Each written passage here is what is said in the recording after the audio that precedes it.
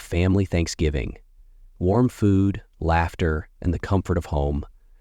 But inside this Knoxville house, a secret plan was unfolding. A plan so gruesome, so meticulously documented, that even seasoned investigators were left in shock. Joel and Lisa Guy were preparing for retirement, ready to start a new chapter in their lives. But they had no idea. Their son had written his own ending for them. 42 stab wounds, 31 more, bodies dismembered, flesh dissolving in chemicals, and a notebook filled with step-by-step instructions on how to erase them from existence.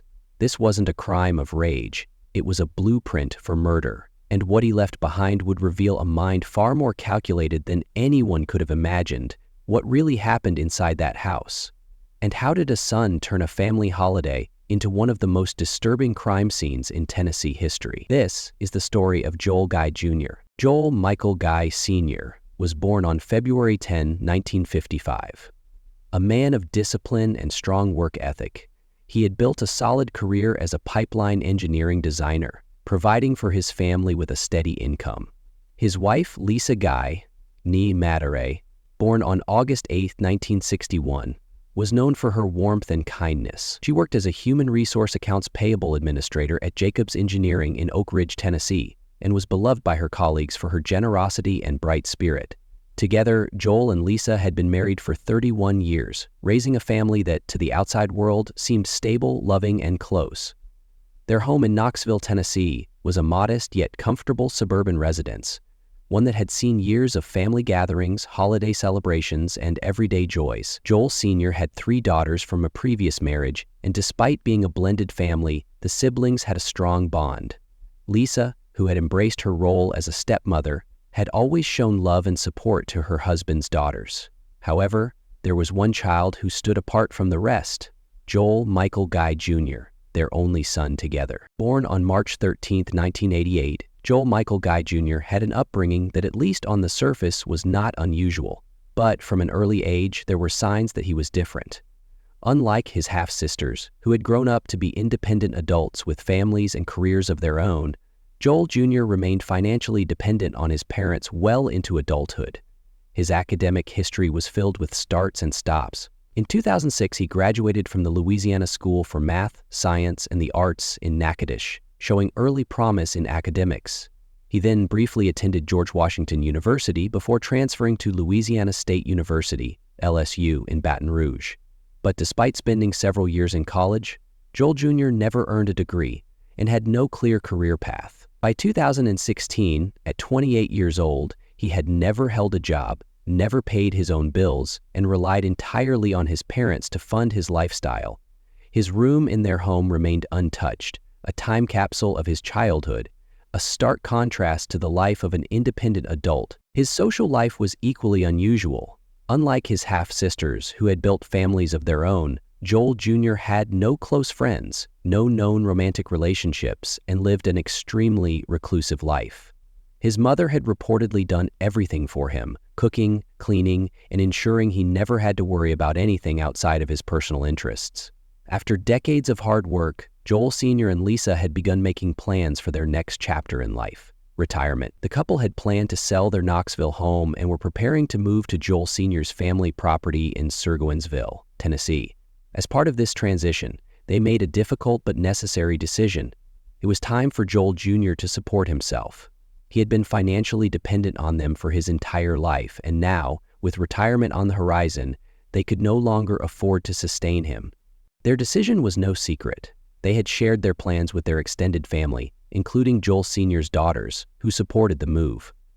Lisa had also discussed it with her co-workers, expressing both excitement for retirement and concern over how Joel Jr. would react. Would he finally take control of his life?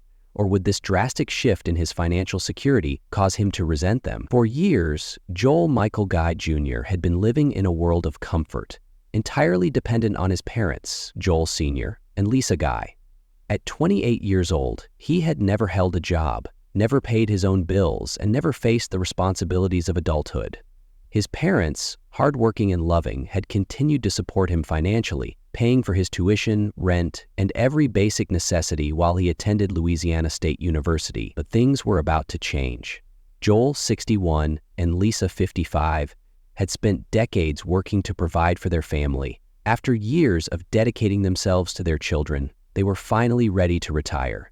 They had sold their home in Knoxville, Tennessee, preparing to move to Kingsport to start a new chapter of their lives, one that no longer involved supporting their fully grown son. This was a conversation Lisa had already started having with her daughters.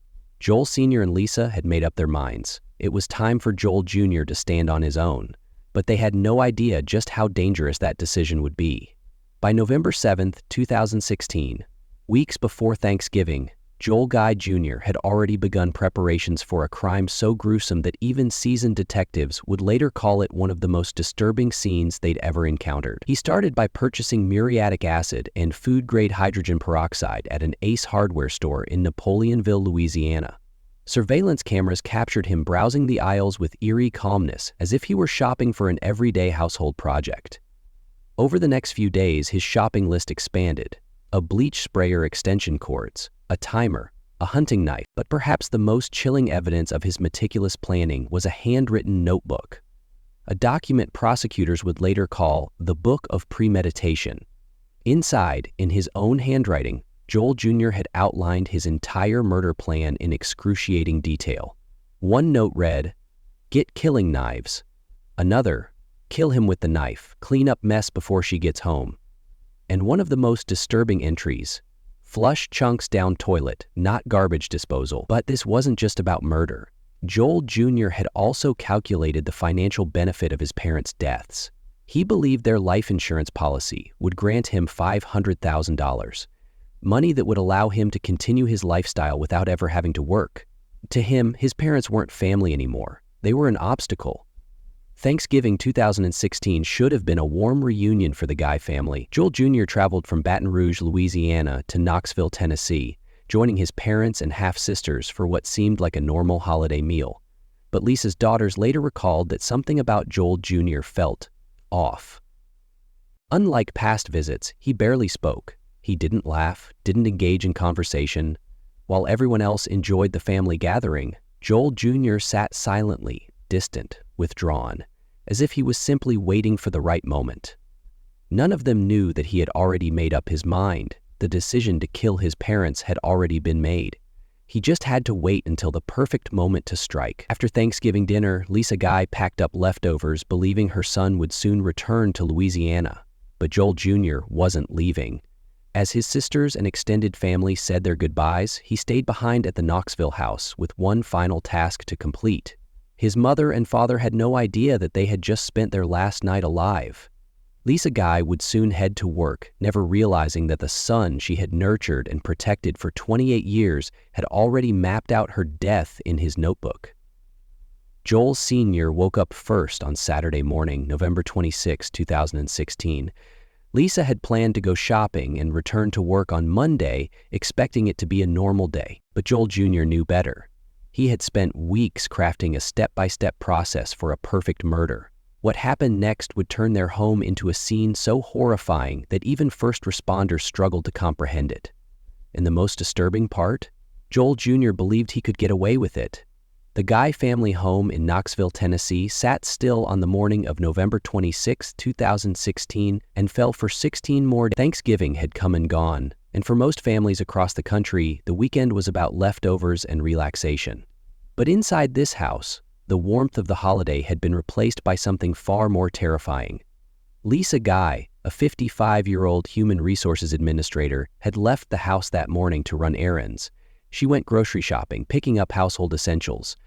An ordinary act, one she had done countless times before. But as she stood in line at the checkout, scanning items and exchanging pleasantries with the cashier, she had no idea that back home, her husband was already dead.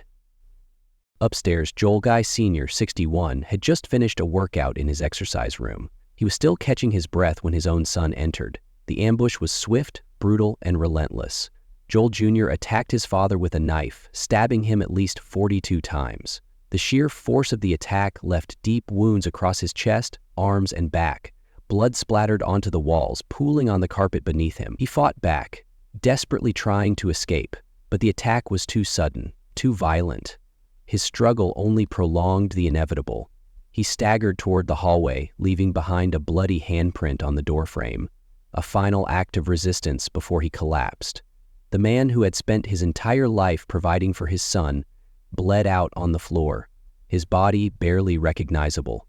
But Joel Jr. was not done. Lisa returned home shortly after noon, completely unaware of the horror awaiting her. She parked her car, stepped out, and walked up to the front door. Inside, her son was waiting. She entered the house, carrying bags of groceries, items for the coming week, small comforts for her and her husband as they prepared for retirement. But before she could even set them down, Joel Jr. attacked. He came at her with the same knife, stabbing her at least 31 times. The first few strikes pierced her chest, her body instinctively jerking backward in pain and confusion. But he didn't stop. Lisa fought back, desperately trying to escape, but the attack was far too vicious. 9 of her ribs were completely severed, her body collapsing from the sheer force of the strikes. She had no chance. The last thing she saw was her son, the child she had raised, nurtured, and supported, driving a blade into her again and again. Her body slumped to the ground, her groceries still scattered at her feet. The Guy household was now a slaughterhouse. But Joel Jr. wasn't finished yet. He had only completed the first step of his plan. With both of his parents now dead, Joel Jr. shifted his focus. His next objective: disposing of the evidence. He retrieved a surgical-grade knife and began the gruesome process of dismembering their bodies. He severed their arms, their legs, methodically cutting away, piece by piece. He worked slowly, carefully, and deliberately, ensuring each incision was precise. He placed their dismembered limbs inside large plastic storage bins filled with a corrosive chemical solution. His plan? To dissolve their remains, erasing any trace of their existence. But perhaps the most chilling discovery was what he did to his mother. Lisa's severed head was later found inside a pot on the stove. The burner had been left on, the pot boiling for over a full day by the time authorities arrived. The heat, combined with the chemicals, had begun to break down her remains. This wasn't just a murder. This was a carefully planned dissection. Joel Jr. had thought of everything, or so he believed. What made this crime even more disturbing was what investigators would later find: a handwritten notebook detailing every step of the crime. It contained instructions like, douse him with as much bleach as possible, flush chunks down the toilet, use a blender and a garbage disposal for small pieces, turn heater up to 90 to melt fingerprints, and dry everything. It was a step-by-step manual for murder, written by his own hand. And yet, even with this meticulous planning, he made critical mistakes. Mistakes that would lead authorities straight to him. During the attack, Joel Jr. had sustained deep cuts to his hands. The wounds were serious, severing tendons and causing excessive bleeding. He hadn't planned for this. Realizing he needed medical attention, he drove to Walmart to buy first aid supplies, bandages, gauze, antiseptics, anything to stop the bleeding. Surveillance footage later captured him at the register, his hands heavily wrapped, his movements stiff and pained. But he still believed he had time. He left the house, returning to his apartment in Baton Rouge, Louisiana, to tend to his wounds, fully expecting that the bodies would dissolve before anyone noticed. What he didn't account for was human instinct. On November 28, 2016, Lisa Guy was supposed to be at work, but she never arrived. No call, no email, no warning.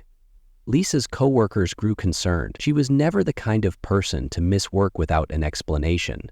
When they couldn't reach her by phone, worry turned into fear. Something was wrong. Her boss, Jennifer Whited, knew this was unusual. So unusual that she didn't wait. She called the Knox County Sheriff's Office and requested a welfare check at the Guy family home on Golden View Lane in Knoxville, Tennessee. 2 officers, Stephen Ballard and Jeremy McCord, responded. From the outside, nothing looked wrong. No shattered windows, no forced entry, no bloodstains on the doorstep. But the moment they peered through the window, things weren't right. Scattered across the floor were bags of groceries, raw meat, milk, vegetables, even ice cream, melting into puddles. The shopping had been brought inside but never put away. It was as if someone had suddenly vanished in the middle of a routine task. The officers knocked. No answer. They checked the doorknobs. Locked. Then they saw something else. 2 parked cars in the driveway. One belonged to Joel Guy Sr., one belonged to Lisa Guy. But there was a problem. The car belonging to their son, Joel Michael Guy Jr., was missing. The officers knew they had to get inside. They walked around the house, pressing their ears against the doors, the windows. Then, through the glass, they felt something strange. Heat.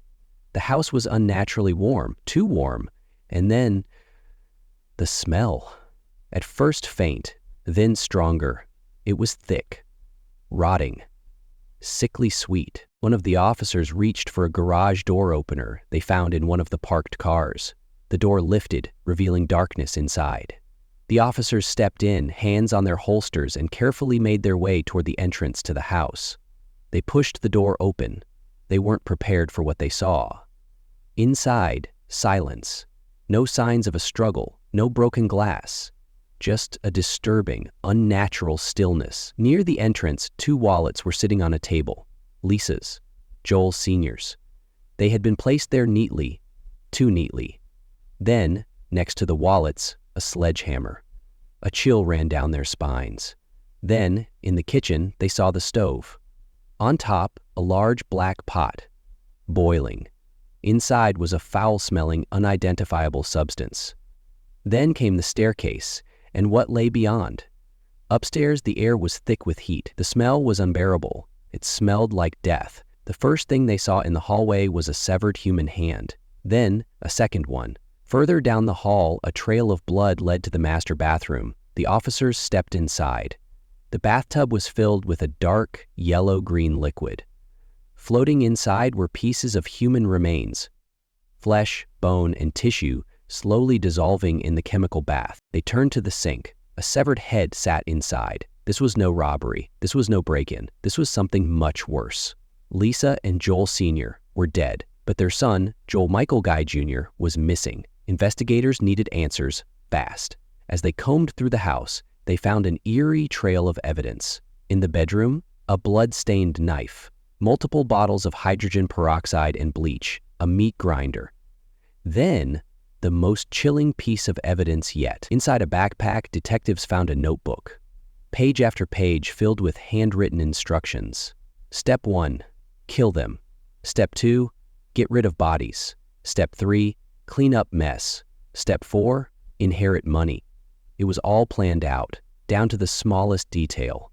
He wrote about using hydrogen peroxide to destroy evidence. He listed instructions on how to boil body parts.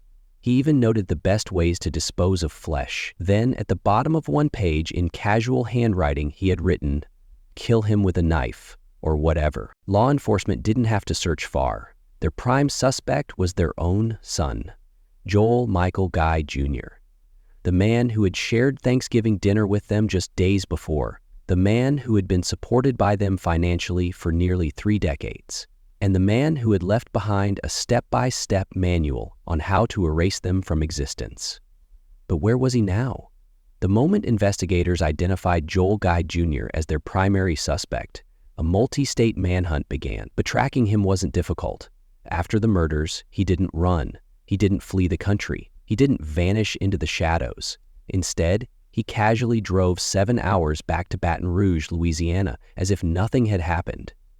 Surveillance cameras captured him leaving his parents' home after the murders, and police quickly traced him to his apartment complex. On November 29, 2016, just 1 day after the bodies were discovered, federal marshals and local law enforcement surrounded his apartment.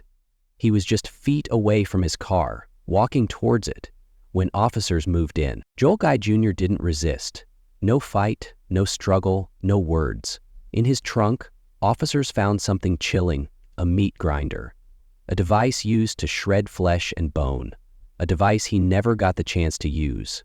Back in Knoxville, the evidence was overwhelming. Investigators had not just discovered a crime scene, they had uncovered a blueprint for murder. A 47-page notebook, handwritten by Joel Jr., detailed everything, step by step. What he needed to buy, how to get rid of the bodies, how to frame someone else, how to destroy evidence, how to inherit his parents' money. One line in particular stood out. Kill him with the knife, clean up mess before she gets home. This wasn't a crime of rage. This was planned, calculated.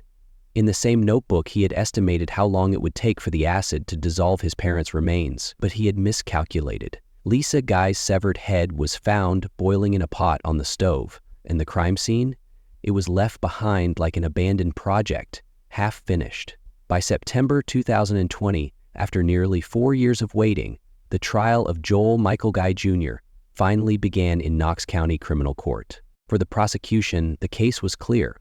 Surveillance footage showed Joel Jr. buying the murder supplies before Thanksgiving, including industrial-strength chemicals, bleach, and a saw. His notebook detailed everything, proving premeditation beyond doubt. He left his fingerprints and DNA all over the crime scene. His parents were defenseless. Joel Sr. was recovering from surgery at the time. The prosecution didn't need speculation. They had facts. And the defense? They had nothing. No witnesses, no arguments, no alternative explanations. They didn't even try to fight it. Instead, Joel Jr. sat silent, emotionless. He showed no remorse as crime scene photos were displayed, no reaction as his own words from his notebook were read aloud, no acknowledgement of the family members in the courtroom listening in horror. It took the jury just 3 hours to reach a decision. Guilty. On October 2, 2020, Joel Michael Guy Jr. was convicted on all counts: 2 counts of first-degree murder, 2 counts of abuse of a corpse, 3 counts of felony murder, 1 count of felony theft. And the sentence? Life in prison without the possibility of parole. Even after hearing his fate, Joel Jr. showed no emotion. The judge, unable to hold back disgust, called him evil and declared that he had committed one of the most horrific crimes in Tennessee history. But the horror wasn't over yet. After his sentencing, Joel Guy Jr. tried to appeal his conviction, claiming his trial had been unfair. The Tennessee Court of Criminal Appeals denied him, and in 2023, they upheld the original verdict, ensuring that he will never walk free again. Today, he sits in the Northwest Correctional Complex in Tiptonville, Tennessee, a son who destroyed the very people who gave him life, a son who traded love for greed, a son who believed he could get away with it, only to leave behind the very evidence that sealed his fate. But here's the question: why? Why did he leave behind the notebook? Why didn't he finish the job? Was it overconfidence, carelessness, or did he want to be caught? What do you think? For Lisa and Joel Sr.'s family, justice had been served, but it didn't bring back what they had lost. Their half-sisters spoke at the sentencing, their voices breaking as they described the nightmare their family had endured. One of Lisa's colleagues broke down in tears, recalling how she had worried something was wrong when Lisa didn't show up for work. That single phone call for a welfare check had led to the discovery of one of the most gruesome crime scenes in Tennessee history. But even after his conviction, Joel Guy Jr. continued to disturb those around him. While in prison, he was placed in solitary confinement after telling guards he had fantasized about gouging out the eyes of fellow inmates. His lack of emotion, his calm demeanor, and the fact that he never once apologized for his crimes led many to believe that he wasn't done hurting people. He had just lost his chance to do it again. A crime that will never be forgotten. In Knoxville, the home where the murders took place was eventually sold, but no one in the community ever forgot what happened there. Many still avoid driving past it, haunted by the knowledge of what occurred within its walls. For many, this case wasn't just about a brutal murder. It was about betrayal in its darkest form. How does a son kill the very people who gave him everything? What turns a Thanksgiving reunion into a crime scene? And was this the first time Joel Guy Jr. had thought about killing, or just the first time he acted on it? As his life sentence begins, one thing is certain: Joel Guy Jr. will never walk free again. But the scars he left behind, on his family, on his community, and on everyone who followed this case, will never fully heal. The Thanksgiving that was supposed to be filled with love, warmth, and family became a nightmare that will be remembered forever. Joel Guy Jr. thought he had orchestrated the perfect crime. He had planned it down to the last detail: how to kill, how to dispose, how to walk away as if nothing had happened. But what he didn't plan for was the trail of evidence he left behind. The notebook, the surveillance footage, the receipts, the blood. Thanksgiving is a time for family. For love, for gratitude. But for Joel and Lisa Guy, it became a day of unimaginable horror, at the hands of the son they had spent their lives caring for. What do you think? Was Joel Jr.'s crime purely about money, or was there something even darker at play? Let me know in the comments below. If you found this case as disturbing as we did, don't forget to hit like and subscribe. We cover the most chilling true crime stories every day. Cases you won't believe are real. Thanks for watching, and until next time, stay safe.